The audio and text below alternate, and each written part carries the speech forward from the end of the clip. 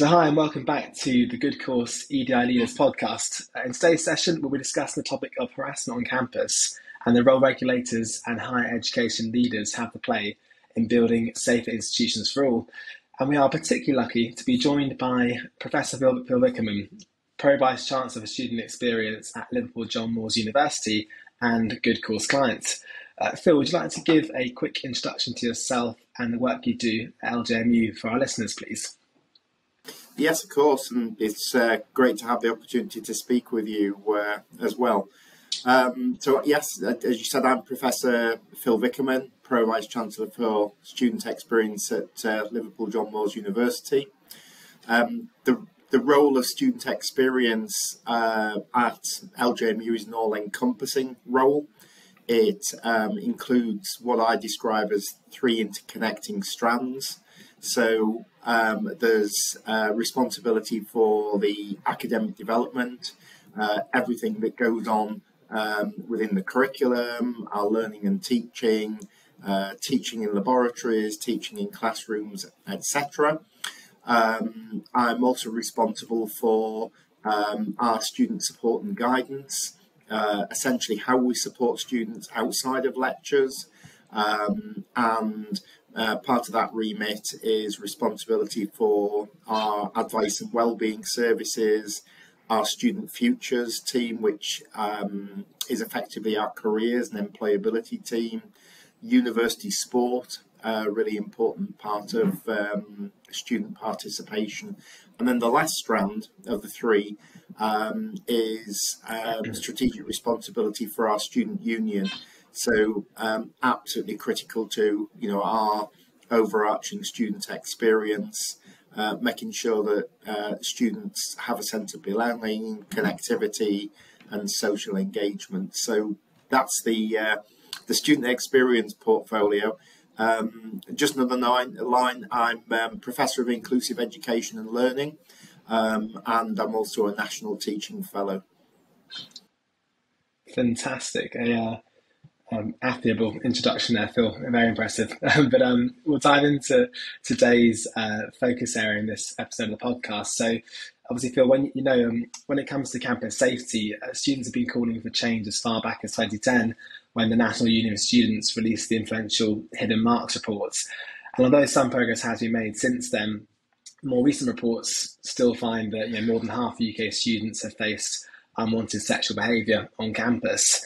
And so this year, the OFS has decided to answer the calls that many that the top-down regulation is needed, and they've stepped in to propose a significant new condition of registration for higher education providers. And within that, I suppose, amongst other things, the OFS are calling on providers to publish a single policy document outlining their plan to prevent harassment and sexual misconduct, deliver mandatory training for all staff and students, and also prohibit the use of non-disclosure agreements to prevent students from discussing incidents of harassment that occur on campus.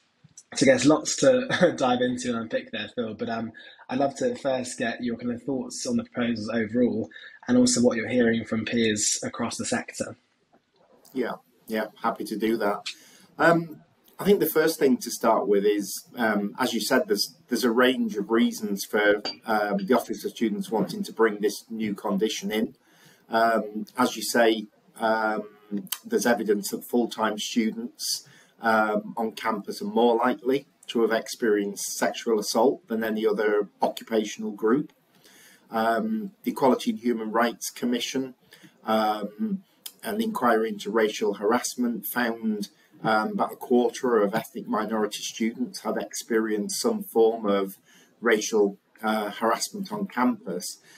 And also there's been an increasing number of anti-Semitic incidents reported in universities. So, there's a sort of broad remit there that I think is important to sort of contextualise.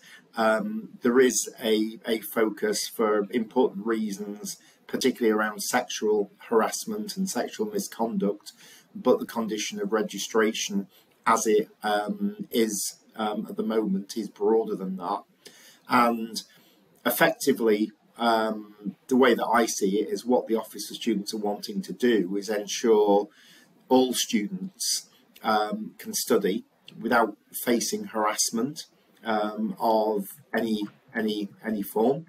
I think in terms of the sort of sector and talking to my peers within the sector, it's clear that the Office for Students had hoped that sector regulation on its own would establish the way forward, and there'd be a set of voluntary standards through their statement of expectations, which institutions have to report to the OFS on now. But what the OFS are seeing is that they feel that there isn't consistency around implementation of either systems in terms of reporting, policies, processes, and also how to prevent incidents of harassment and sexual misconduct on campus. I think it's good that OFS recognise there's been some improvements across the sector, but there are variations in practice, and that's certainly a robust statement that OFS are saying that there's an expectation that they want to raise the bar even further. I think just finally, what I would say is it is a mixed picture from my experience. Different universities approach this in different ways. And you would say, well, of course I would say this, at Liverpool John Wells University, I think we do take it really seriously in a very proactive way, and there are many other institutions that do likewise. But frustratingly, there are areas of the sector that maybe have been identified with some, not necessarily poor practice, but practice that they could develop even further. So I think with all conditions of a sort of registration or regulation, there's always that tension across different universities that, well, we're doing this. Well, if we're doing it, then we've nothing to fear by the condition of registration coming in. But as always, it's the detail behind it and exactly what is being expected of institutions. No, spot on. I think you're absolutely right there, Phil. From our experience working with various institutions, there's definitely a varying level of maturity, should we say, when it comes to the way these topics have been kind of handled historically and the policy procedures that have been invested in the past. So I think understandable why a sort of sector-wide condition is being proposed, but equally, as you say, it can sometimes ruffle some feathers when it comes to perhaps having to align then the things you have been doing with now a detailed set of new regulation. Yeah, absolutely. No, totally agree. Yeah. And so looking at the proposals in a bit of detail, in particular the focus around training specifically and administering mandatory training for kind of preventing harassment to the entire student population. I guess the question for you, Phil, in your experience, why has it proven often so hard to engage students on kind of non-credit bearing topics, even when it's so significant to a student's experience, and even perhaps when the institution has described it or positioned something as required?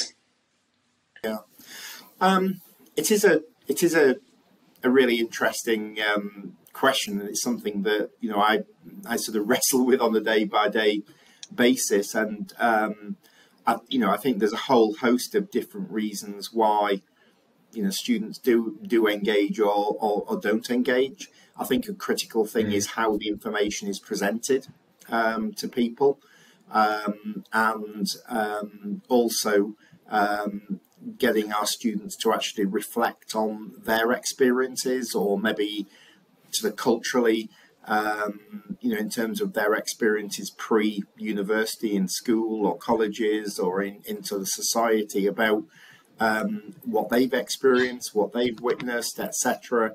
And sometimes it's hard to sort of relate that to sort of a higher education context. I think the other thing is that when you use language like mandatory training, there's always a danger that students will start to disengage, or, well, what is this to do with me, or how does it relate to my course? But I think critically, and some of the work that we've done with GoodCourse is about how the information is presented, and that it's presented in a way that's meaningful, impactful, in bite-sized chunks. Students are involved in the co-creation, talk about their lived experiences as well. But students, of course, will focus on credit bearing, in terms of what they need to do to pass their degree. Some of the other sort of aspects, to a greater or less extent, students will, choose to sort of engage or disengage with. So, yeah, I think the word sort of mandatory and training is something that sometimes, is something that will put certain students off as well. Yeah, well, language that perhaps makes sense from a regulator speaking to the sector, but not necessarily for providers speaking to students, as you rightly say. No, spot on. Yeah, yeah, and to some extent, sorry, I was going to say to some extent, whatever the Office for Students say, or they use language like mandatory or training, we don't have to use that language with students. We have a responsibility to assure OFS that we are undertaking the appropriate training to make sure we meet our condition of registration. But then how we present that to our students, I think, is something that we need to be sort of creative and innovative about. 100%, I totally agree.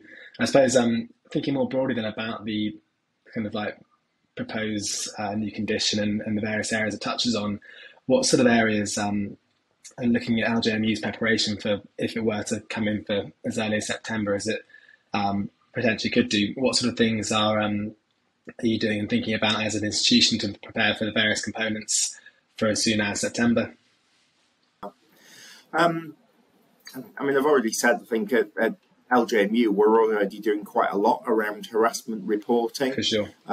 In terms of governance, we already have a safeguarding board and a sexual violence, hate crime and harassment group. I chair both of those groups, so we have established policies. Importantly, we've got protocols about how to manage incidents. That doesn't mean to say we can rest on our laurels at all. There is more work to do. What we have done as an institution is we've recently procured report and support tool, and we'll have that in place from September of this year. And importantly, that'll be a single point of contact for students, for staff, for visitors, for anybody really reporting any concerns. So whilst we're in a good position, I think there's lots of challenges around what OFS, as we've said, may expect in terms of student awareness, training, as well as our staff. The other thing I would say is, I recognise the importance to move forward at pace, but equally, this needs to be delivered in a coherent, supportive way, recognising the sensitivities of people who may well have been victims of harassment. And it is going to need much more open discussion and acknowledgement of the issues across LJMU, as it is going to do across the sector. Now, whether institutions are going to be absolutely in place to have all of that training, etc. in place for September, I think is challenging. But equally, I recognise why the OFS are wanting to move this forward with pace. So I think the challenges are making sure we just don't have policies, but it's how we operate it in practice. Looking at how we don't just rush into this, but we do it in a coherent, managed, supportive way.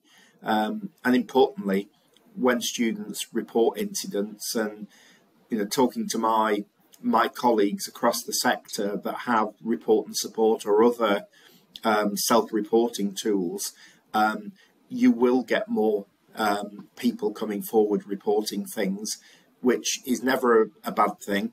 What we need to do is be absolutely geared up to be able to deal with that increased reporting and make sure that we investigate things and we provide support to our students and wider university body as quickly as we can. Fantastic, thank you. Appreciate the context there, and you're absolutely right. Of course, LJMU, you have done a lot already in this space, so thankfully it's not a standing start when it comes to the new condition coming in place. And it's looking at the I was going to say, I think that's the case with many universities. To be honest, I think it's fair to say that the sector and all my to the counterparts that I speak to, are already addressing this. It's really just understanding specifically what is it that the OFS are expecting in terms of that condition of registration. 100%. I suppose just touching then on the training components as part of this new condition, but also in the past, I know that we've worked together, GoodCourse, LJMU, to co-create a series of courses to satisfy Ofsted kind of feedback previously with degree apprentice students in particular.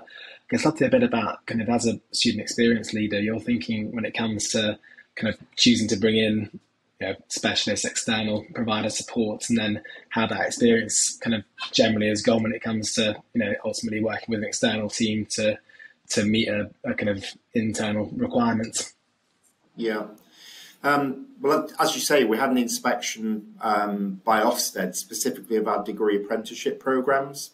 And one of the aspects that was raised as part of the inspection was questions around how are we preparing our apprentices for areas such as safeguarding, prevent, British values. What we wanted to do was find a way to provide training to our apprentices in short bite-sized chunks where we can monitor who is engaging with the resources, so that we've got both an evidence base of completion, but also we can clearly signpost our apprentices to internal or external support where needed. And that was certainly something from an Ofsted perspective, was around how can we assure ourselves as well as Ofsted that students are engaging with this information. What I particularly liked about working with GoodCourse was the content creation and the willingness of yourselves to work with us as a university to develop resources and materials that directly apply to LJMU's context. So it wasn't just a matter of sort of choosing an off-the-shelf fixed package. There, of course, is a structure, and that's really important. That's the framework. But GoodCourse, were very, very receptive to specifically looking at our needs, and the content creation that went on between some of our staff at LJMU and colleagues at GoodCourse, I think worked very well. It was very open, very free-flowing, prepared to try things out rather than say, that you can't do things. So I really do think it was a good working arrangement.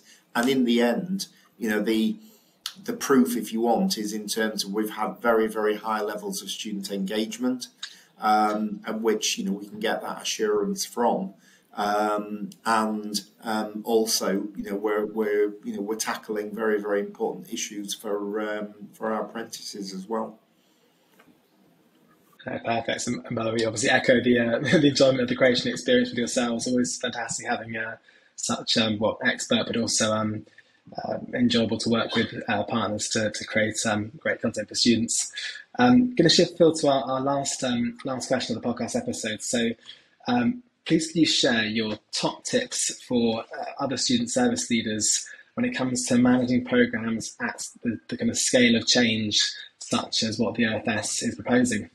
Yes, so my top tips that I would suggest would be, firstly, be clear from the outset about what you're trying to achieve through a change program. I think if you're not clear from the start, then how are you ever going to be able to articulate that change program to everybody across the institution?